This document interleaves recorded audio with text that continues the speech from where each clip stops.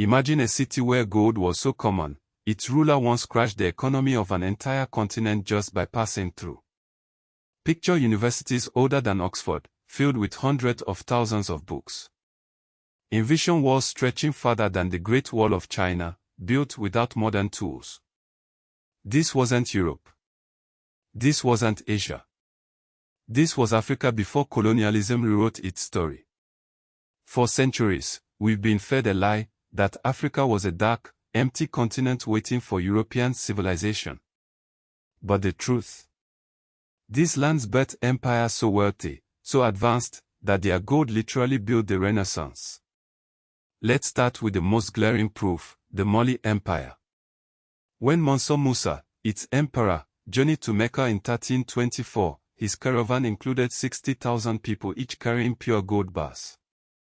His spending spree in Cairo dropped gold prices for a decade. Mali's capital, Timbuktu, wasn't some mud-hut village. It was a scholarly metropolis with the University of Sankore, where 25,000 students studied mathematics, astronomy, and law under a library of 400,000 manuscripts. Compare that to Europe's largest library at the time, the Sorbonne, which held just 1,000 books.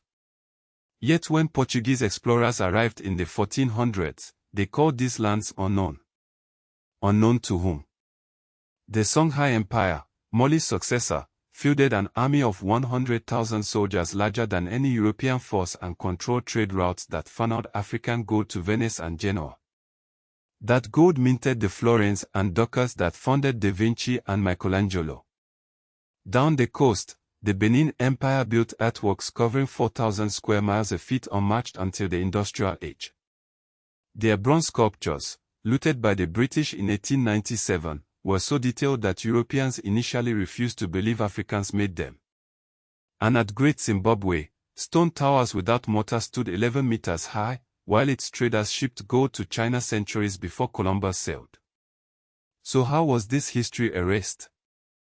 The answer starts with a forged Bible verse. The curse of Ham, a 15th century fabrication, claimed black Africans were destined for servitude, ignoring that Ham's descendants included King Solomon and Jesus himself. Then came the burnings. In 1591, Moroccan invaders torched Timbuktu's libraries. In 1897, British troops razed Benin City. What couldn't be destroyed was stolen. Over 90% of African artifacts still sit in Western museums. But the greatest theft was time. While Europe recycled African gold, it sold back the myth that Africa had no history. Today, that lie unravels. Scholars now trace the Greek alphabet to ancient CBD scripts. Archaeologists prove Olmec heads in Mexico bear African features. And in Timbuktu, families who hid manuscripts during invasions are finally bringing them to light. This isn't just about the past, it's about power.